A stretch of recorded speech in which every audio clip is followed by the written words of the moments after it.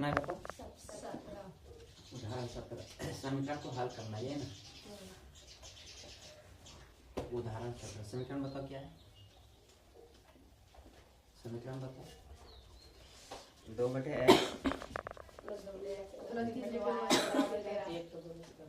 बराबर 13। पहला समीकरण ये है। दूसरा क्या है? 5/x minus 4/y minus 2। यही है ना। सबसे पहले समीकरण देखो दोनों ध्यान से। पहले 2-4 बार ले दिए देखिए समीकरण के रूप में है, इस तरह है। पहले ये पहले बताओ, इस रूप में है नहीं है? इस रूप में नहीं है तो पहले इस रूप में करना पड़ेगा, है ना? ये बटे में गया ना। और यहाँ भिन्न का भी नहीं निकाल सकते। भिन्न देखो यहाँ क्या है, नीचे x आ गया, x आ गया, निकाल पाएंगे? नहीं। तो सबसे पहले इस रूप में करना होगा ना। चलो देखो, तो ध्यान से पहले समीकरण 1 को देखो, हम इस तरह लिख सकते हैं 2 गुना 1/x। इस तरह लिख सकते हैं ना। कहते 2 गुना 1 2 और x का x। इसको ऐसे लिख सकते हैं 3 गुना 3 इंटू 1/y लिख सकते हैं ना, बराबर 13। यहाँ तक दिक्कत है? इसको भी ऐसे लिख सकते हैं 5 इंटू 1/x लिख सकते हैं ना, प्लस माइनस है ना, माइनस 4 इंटू 1/y बराबर माइनस 2। ऐसे हम समीकरण को लिख सकते हैं, लिख सकते हैं ना। अब यहाँ देखो ध्यान से, यहाँ पर भी 1/x है, यहाँ पर भी दूसरा समीकरण में भी 1/x है कि नहीं? इधर 1/y है, इधर भी क्या है 1/y है। तो एक कम करते हैं, मान लेते हैं कुछ, ठीक है, कि 1/x बराबर p और 1/y बराबर q, तब इस रूप में आ जाएगा। ठीक है, मानना पड़ेगा भिन्न को कोई पूर्णांक मानना पड़ेगा। ठीक है, तो अब यहाँ हम ऐसे लिखेंगे कि यह ax plus bx plus c के रूप में नहीं है, के रूप में नहीं है ना, नहीं है। अतः माना कि 1/x बराबर p है ना, तथा 1/y बराबर q मान लेते हैं। अब कहने मतलब यह है कि 1/x के जगह पर हम क्या लिखेंगे और 1/y की जगह क्या लिखेंगे q। ठीक है, तो अब यहाँ जाएगा 2 इंटू 1/x, तो 1/x की जगह क्या लिख सकते हैं, तो 2p होगा कि नहीं, प्लस 3। अब यहाँ देखो 1/y को क्या लिख सकते हैं यहाँ q। ये बराबर क्या हो जाएगा 13। अब समीकरण के रूप में हुआ कि नहीं, तो इसको भी इसी तरह लिख सकते हैं। 1/1/x को क्या लिख सकते हैं p प्लस क्या है माइनस 4। 1/y को क्या लिख सकते हैं q। अब ये बराबर क्या है माइनस 2। समीकरण 2 अब समीकरण के रूप में हो गया, मिला गया समीकरण के रूप में। अब जो विधि है सरल वो विधि बना दो। कौन सा विधि से बनाएंगे, कौन सा विधि, विलोपन विधि कर लेते, विलोपन विधि। तो 5 इसमें गुना करते हैं, 2 इसमें गुना कर लेते, तब कट जाएगा दोनों, है ना। तो यहाँ लिखेंगे समीकरण 1 में 5 से गुना कर तथा समीकरण 2 में 2 से गुना कर, क्या करने पर, घटाने पर, है ना। ऐसा इसलिए ताकि इसके आगे प्लस है, इसके आगे भी प्लस है, घटाएंगे तब ना चिन्ह पलटेगा। तो अब करो इसमें 5 से गुना, तो 5 से समय गुना होगा ना, तो 5 दूनी कितना हो जाएगा 10p प्लस 5 कितना हो जाएगा 15q बराबर 13 बचे पैसा। दिक्कत है? अब समीकरण 2 में 2 गुना करेंगे तो 2 5 कितना हो जाएगा 10p माइनस 4 दूनी कितना हो जाएगा 8q बराबर 2 दूनी कितना हो जाएगा माइनस। और चिन्ह पलटेगा, ये प्लस है तो माइनस, ये माइनस है तो प्लस, ये माइनस है तो प्लस। यहाँ तक दिक्कत है? अब तो 10p प्लस और 10p माइनस खत्म हो जाएगा। अब 15q और प्लस 8q टोटल कितना हो जाएगा बताओ, दोनों जुड़े हैं ना, तो टोटल जोड़ेंगे कितना होगा 23q। अब बराबर ये टोटल, तो 65 और 4 69। यहाँ तक दिक्कत है? तो q बराबर 69 अब बटे 23 होगा कि नहीं। ये कितना बार में काट देगी इसको बताओ, 3 बार में, 3 3 9 3 दूनी 6, 3 बार में खत्म हो जाएगा। अब q का मान किस में रखने पर बताओ, समीकरण 1 में रखने पर। यहाँ तो दिक्कत नहीं ना किसी को, Q का मान समीकरण 1 में रखने पर, है ना। अब एक मेरा समीकरण क्या है, 2p + 3q बराबर 13। तो 2p + 3q, q का मान कितना है बताओ, 3, तो गुना 3 बराबर 13। तो 2p + 3 क्या कितना हो जाएगा, 9 बराबर 13। अब 2p बराबर 13, ये प्लस 9 उधर क्या हो जाएगा, तो 2p बराबर कितना बचेगा, 4। 13 में 9 घटेगा कितना बचेगा, 4।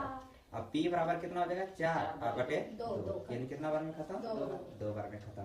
p का मान 2 और q का मान क्या है, 3। अभी भी आंसर नहीं है। अब याद को ध्यान से, हम 1/x को क्या माने थे, p माने थे ना, तो करने का मतलब 1/x बराबर हम क्या माने, p, है ना। यहाँ लिखते हैं, यहाँ 1/x बराबर क्या माने, p। तो 1/x बराबर p का मान हम निकाला कितना, 2। यहाँ तक दिक्कत है। अब देखो नहीं कुछ नीचे 1 देंगे, कोना को क्या करेंगे, गुना। तो 2 गुना x क्या हो जाएगा, x बराबर 1 गुना 1 क्या हो जाएगा, 1। तो x बराबर हो जाएगा 1। अब ये गुना में इधर हो जाएगा 1/2। दिक्कत है। इसी तरह 1/y को हम क्या माने, q।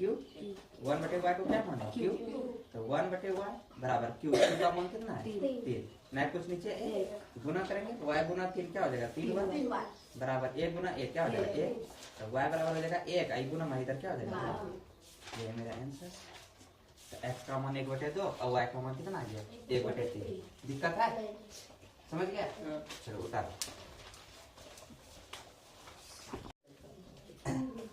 समीकरण को हल कीजिए, है ना। चलो तो उदाहरण 18 का पहले समीकरण बताओ क्या है, 6/6 का है 5 है ना, 5/x - 1 प्लस 1/y - 2 बराबर 2। दूसरा समीकरण 6/x - 1 है ना, माइनस 3/y - 2 बराबर 1। यही है। फिर देखो ये भिन्न के रूप में है, सेम टू सेम उसी तरह प्रोसेस करेंगे, मानेंगे। अब देखो यहाँ पर समीकरण 1 को देखते हैं, तो 5 है ना ऊपर में। हाँ, एक चीज इसमें ध्यान ये देना कि नीचे वाला सेम होना चाहिए, ठीक है। तब ये रूल होता है, नीचे सेम नहीं है दिक्कत हो जाएगा, ठीक है। ये सेम है कि नहीं, इसका नीचे इस तरह, ये नीचे, समझ गया ना।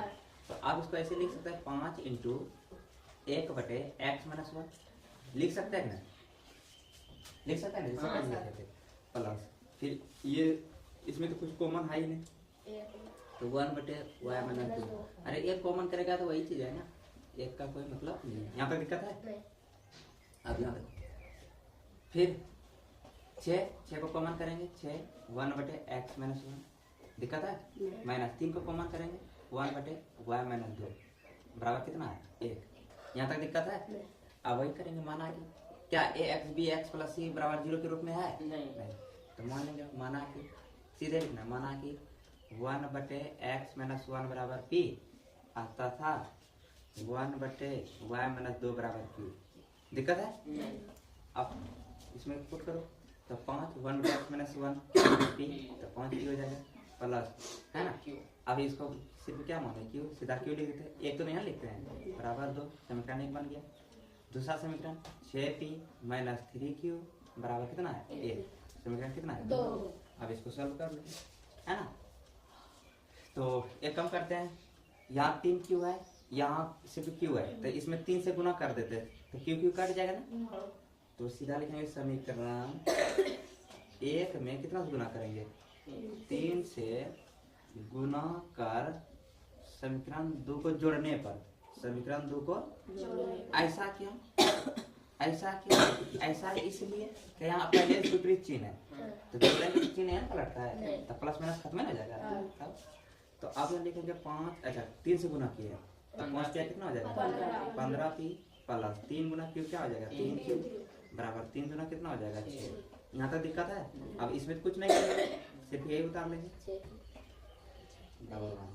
यहाँ तक दिक्कत है। अब जोड़ते हैं तो कुछ चीज पलटता नहीं है। चलो, तो +3q - 3q दोनों क्या हो जाएगा, 15p और 15p और 6p कितना हो जाएगा, 21p बराबर 6 कितना हो गया, 7। p बराबर 7। अब 21 गुना में इधर कट जाएगा, 7 7 7 की 1/3। पी का मान कितना आ गया 1/3, क्या ऊपर में 1 होगा, समझ गया ना, क्या 7 नीचे नहीं है ना, ये तुम डायरेक्ट 3 लिखेगी। अब पी का मान समीकरण किसमें रखने पर, पी का मान समीकरण 1 में रखने पर, जिसमें भी रखेगी वही आंसर आएगा, ठीक है। अब क्या कहना हम 2 में रखेंगे, देखो कोई दिक्कत नहीं, यही है आंसर जो आना है, ठीक है। तो समीकरण क्या है, 1 बताओ 5p + q = 2। तो 5 पी का मान कितना 1/3 ये है ना, प्लस q = 2। तो 5 का 5/3 + q = 2। ये प्लस में 5/3 है, इधर करेंगे किसमें तो q = 2 - 5/3 होगा कि नहीं कुछ नीचे ये लघुत्तम करेंगे 3, 1 3 3 तो 3 दूनी 6 - 3 का 3 तो 1 बचा है 5। कितना 6 में 5 घटेगा, कितना बचेगा 1, अब बटे नीचे 3। यहाँ तक दिक्कत है। अब यहाँ देखो, अब हम माने थे क्या कि 1/x - 1 = p, माने थे नहीं, तो 1/x - 1 = p, p का मान कितना है 1/3। यहाँ तो दिक्कत है, क्रॉस मल्टीप्लाई कर देते हैं, तो x - 1 × 1 तो यही हो जाएगा x - 1 बराबर 3 का है 3। अब x बराबर 3, अभी -1 है उधर जाएगा +1, तो x बराबर 3 1 4। यहाँ तक दिक्कत है। Same to same 1/y - 2 = q है कि नहीं, 1/y - 2 = q, q का मान कितना है 1/3, क्रॉस मल्टीप्लाई है ना, तो y - 2 बराबर 3 का है 3, y बराबर 3, ये -2 उधर क्या हो जाएगा +2, तो y बराबर कितना हो जाएगा 3 2 5। ये मेरा क्या आंसर। दिक्कत है, उत्तर में 9 की चाल ज्ञात कीजिए, है ना। उदाहरण कितना है बताओ 19। धारा की चाल निकालना है और स्थिर कोणी में 9 की चाल निकालना है, यही ना। देखो उदाहरण कितना बताओ 19, उदाहरण नंबर 19, ठीक है।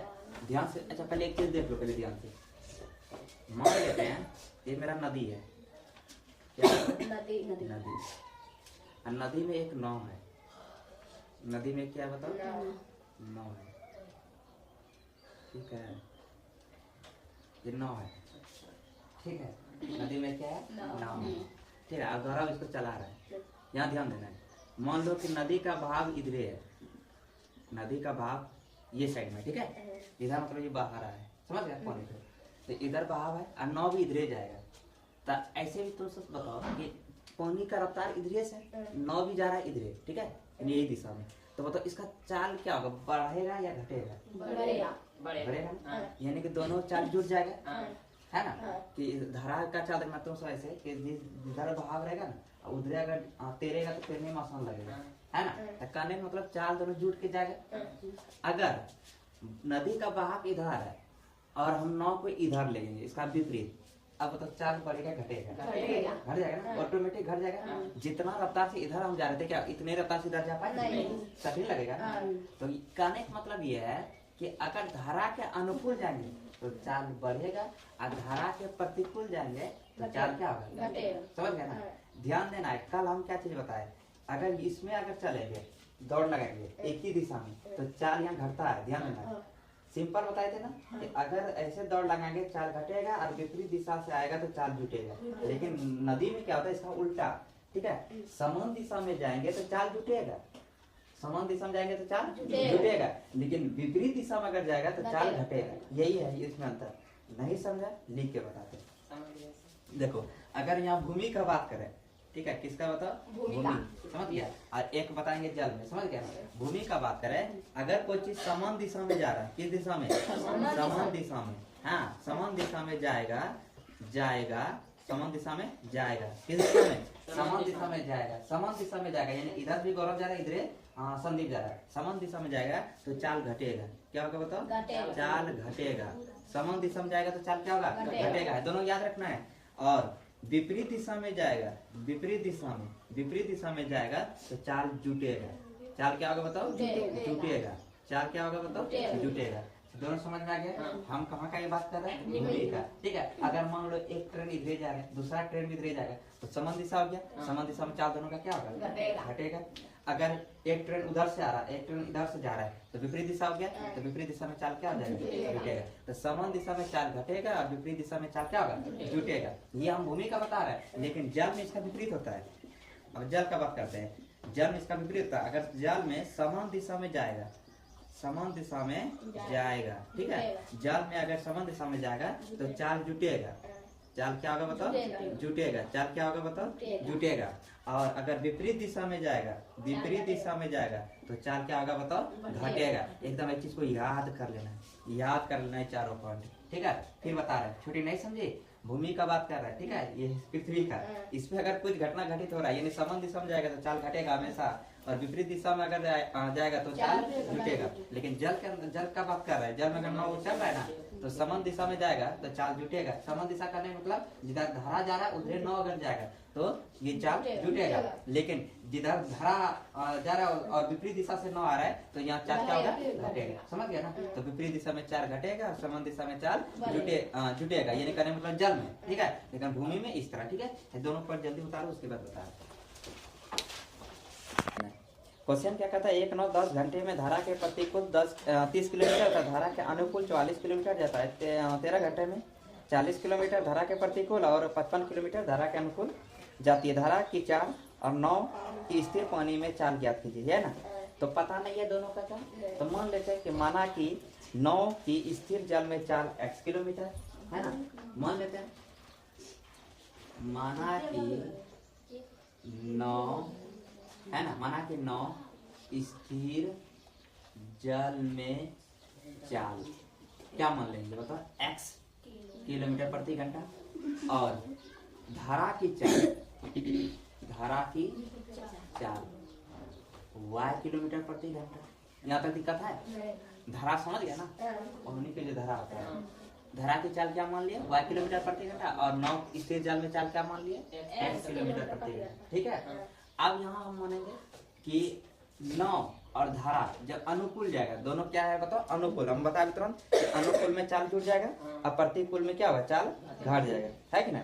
तो 9 की धारा के अनुकूल चाल, 9 की धारा के अनुकूल चाल क्या हो जाएगा, तो जुटेगा कि घटेगा, जुटेगा।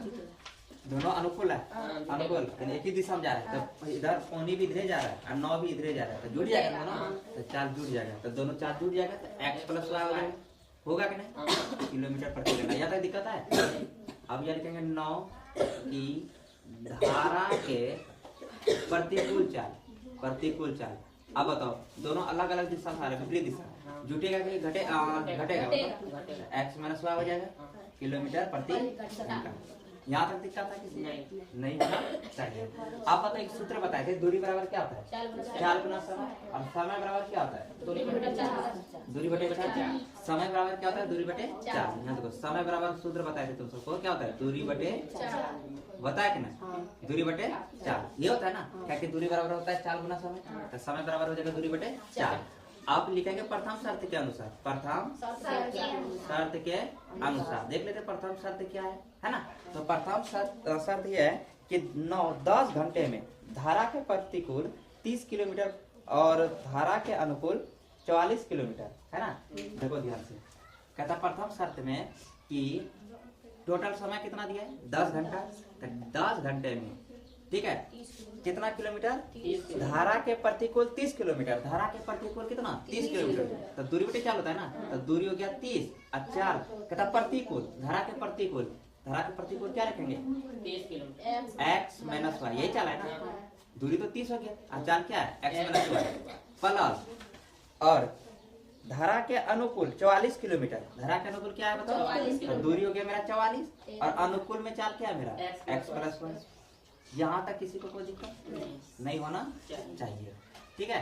पहला शर्त है। अब दूसरे शर्त के अनुसार, दूसरे शर्त के अनुसार, दूसरे शर्त के अनुसार, दूसरे शर्त में टोटल समय कितना है, 13 घंटा, 13 घंटा। तो समय हो गया 13 बराबर दूरी बटे चाल होता है। तो पहला कितना दूरी है, तो दूरी कितना है 40 किलोमीटर धारा के प्रतिकूल। तो 40 किलोमीटर धारा के प्रतिकूल, प्रतिकूल चाल क्या है, तो प्रतिकूल x। यहाँ तक दिक्कत है। प्लस 55 उसके बाद कितना किलोमीटर है 55 किलोमीटर धारा के अनुकूल। तो धारा के अनुकूल क्या है x plus x plus y। मारेंगे छोटी बहुत जोर से, यहाँ देखो नहीं, यहाँ तक दिक्कत है। अब यहाँ देखो ये इस रूप में आ गया। हाँ अब सबसे पहले समीकरण करेंगे समीकरण के रूप में। तो मान लेंगे कि माना कि x प्लस वाई है, यहाँ पर भी x प्लस वाई यहाँ पर है, x प्लस वाई यहाँ है, यहाँ क्या है x प्लस वाई।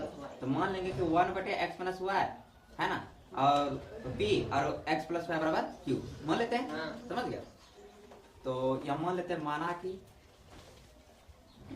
इसको ऐसे लिख सकते हैं ना, देखो यहाँ से आप इसको 30 इंटू करके लिख सकते हैं ना, ऐसे करके 30 इंटू 1/x माइनस वाई हाँ। लिख सकते हैं ना। हाँ। ये समझ गया ना। चलो हम डायरेक्ट लिख देते हैं। माना कि 1/x माइनस वाई बराबर p तथा 1/x प्लस वाई बराबर q डायरेक्ट मान लेते हैं। ठीक है। हाँ। तो अब तो ये समीकरण क्या बन जाएगा, तो 10 बराबर यहाँ हो जाएगा 30p होगा ना। हाँ। 1/x प्लस वाई को p माने है ना, 30 क्यों और ये हो जाएगा क्या बताओ 44। यहाँ तक दिक्कत है। हाँ। समीकरण 1 समीकरण 2 फिर 13 बराबर 40p हो जाएगा प्लस कितना हो जाएगा 55q। समीकरण कितना है ये 2। आप विलोपन विधि से इसको सॉल्व कर लेते हैं। एक कटाना पड़ेगा, एक तो क्या करना पड़ेगा बताओ, कटाना पड़ेगा नहीं। किसको कटाएंगे बताओ, p वाला को कटाएगा कि q वाला को कटाएगा, p वाला को। तो p वाला को कटाने के लिए तो 10 से दस से दोनों 10 से गुना नहीं होगा इसमें, 4 तिया 12 3 से इसमें 4 से गुना कर देते हैं, इसमें 3 से गुना कर देते हैं, है ना। हाँ। तो 120 हो जाएगा ना। हाँ। तो यहाँ लिखेंगे कि समीकरण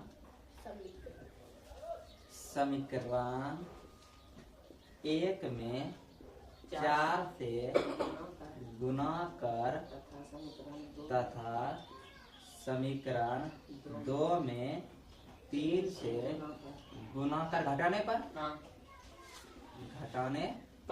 यहाँ तो दिक्कत है। चलो तो इसमें 4 से गुना करते हैं, तो सब में 4 से गुना होगा। तो 10 चौक कितना हो जाएगा 40 बराबर कितना हो जाएगा 30 चौके 120p प्लस कितना हो जाएगा 44 गुना 4 चौक 16 4 चौक 16 176 ये होगा ना। अब इसमें कितना गुना करेंगे 3 से, तो 13 तिया कितना हो जाएगा 39 बराबर 3 चौक 12 120p प्लस 55 गुना 3 कितना हो जाएगा 5 तिया 15 के 5 से ले 5 तिया 15 1 16 होगा कि नहीं। अब घटाने पर चिन्ह पलट जाता है। तो ये प्लस है तो माइनस, ये प्लस है माइनस, ये प्लस है तो क्या हो जाएगा माइनस। यहाँ तक दिक्कत है। चलो ये दोनों का हैप्पी बर्थडे। अब यहाँ 40 में 39 है ना, तो 40 में 40 घटेगा कितना बचेगा 1 बराबर। इधर देखो 176 में 165 घटेगा कितना बचेगा, हाँ 10 बचेगा, 10 नहीं बचेगा 11 बचेगा, बचेगा कि 11 की। यहाँ तक दिक्कत है। अब 11 इधर गुना में इधर करें किस में आ जाएगा, तो 1/11 बराबर q, यानी q का मान कितना आ गया 1/11। दिक्कत है। अब q का मान किस में रखने पर, समीकरण 1 में q का मान समीकरण 1 में रखने पर, तो 1 मेरा क्या है बताओ 10 बराबर 30p प्लस 44p। तो 10 बराबर 30p प्लस 44 अब गुना q का मान कितना है 1/11। खत्म हो जाएगा ना। 11 चौक 44 4 बार में। यहाँ तक दिक्कत है। अब 4 इधर प्लस में उधर जाएगा किस में, तो 10 माइनस 4 डायरेक्ट लिख देते हैं, इधर हो जाएगा 30p। यहाँ तक दिक्कत है। तो 10 में 4 घटेगा कितना बचेगा 6, तो 6 बराबर 30p। इधर है किस में गुना में, इधर जाए किस में भाग। तो 6/30 बराबर p कट जाएगा 6 1 6 6 5 30, यानी p का मान आ गया मेरा कितना बताओ 1/5। यहाँ तक दिक्कत है, अभी तक नहीं होना चाहिए। ध्यान देना है किधर किधर से हम लिख रहे हैं उधर करना है, ठीक है। अब यहाँ देखो, अब लिखेंगे अब यहाँ ध्यान देना। अब 1/x माइनस वाई को हम क्या माने थे 1/x माइनस वाई को हम क्या माने थे p माने थे ना, लंबा चलेगा बहुत। अब यहाँ देखो 1/x माइनस 1 बराबर p का मान कितना है 1/5 है कि नहीं। आप कोना पर क्या कर लेगा गुना x माइनस 1 गुना 1, तो ये हो जाएगा x माइनस 1 बराबर कितना हो जाएगा 1 नहीं है, ये y है, y है ना, अरे y है ना। तो अब 5 का क्या हो जाएगा यहाँ तक दिक्कत है। फिर समीकरण बन गया। अब समीकरण एक कितना मान लेगा तुमसे बताओ? ये समीकरण 3 मान लेते हैं, ठीक है। अब उसी तरह इधर आप समीकरण निकालेंगे। इसको क्या माने है बताओ? 1/x + y बराबर q। ये माने ना 1/x + y बराबर q। q कितना है बताओ? q का मान कितना है? q का मान 1/11 ये है ना। कोना कोनी कोना x + y बराबर 11 है 11। समीकरण कितना मान लेगा ये? अच्छा, अब ये तो x और y का मान आया है अभी तक। अभी समीकरण रूप बन गया ना, बनाएंगे समीकरण। फिर यहाँ करेंगे समीकरण 1 तथा 2 को जोड़ने पर वाला खत्म हो जाएगा ना। अब यहाँ लिखते हैं, मजा आएगा ये साल का हिसाब है। यहाँ लिखेंगे समीकरण 1 तथा सॉरी समीकरण 3 है ना। समीकरण 3 तथा 4 को क्या करना है? जोड़ने पर। ध्यान देना 3 क्या मिला बताओ? x - y बराबर 5 और 4 क्या है? x + y बराबर 11। जोड़ेंगे तो चिन्ह नहीं पलटेगा। y वाला खत्म हो गया पार्ट। x कितना है? 2x बराबर 5 और 11 कितना हो गया? 16। x बराबर 16। ये गुना में इधर क्या हो जाएगा? भाग। काटेंगे कितना बार में कट जाएगा? अब x का मान समीकरण किसमें रखने पर? x का मान समीकरण 3 में रखने पर। तो 3 समीकरण मेरा क्या है? x - y बराबर 5। x - y बराबर 5। अब x का मान कितना है? 8 - y बराबर 5। अब तो माइनस y हो गया बराबर 5। अब ये 8 प्लस है, इधर जाए किस में? माइनस। तो -y बराबर कितना बचेगा? -3। माइनस क्या हो जाएगा? खत्म। यानी y बराबर कितना आ गया? 3। अब जाके मान आया x का मान कितना आ गया? 8 और y का मान कितना है? 3। तो अब हम लिख सकते हैं कि अतः 9 स्थिर जल में चाल यानी x माने थे। x कितना आ गया? 8 किलोमीटर प्रति घंटा। और धारा की चाल क्या माने थे? y बराबर कितना आ गया? 3। समझ गया ना। यहाँ लिख लेना अतः 9 स्थिर जल में चाल यानी कि x बराबर कितना आ गया बताओ? x बराबर 8 किलोमीटर प्रति घंटा। और धारा की चाल यानी y बराबर कितना आ गया? 3 किलोमीटर प्रति घंटा। यही मेरा क्या है? आंसर है। यहाँ तक दिक्कत है किसी को? अब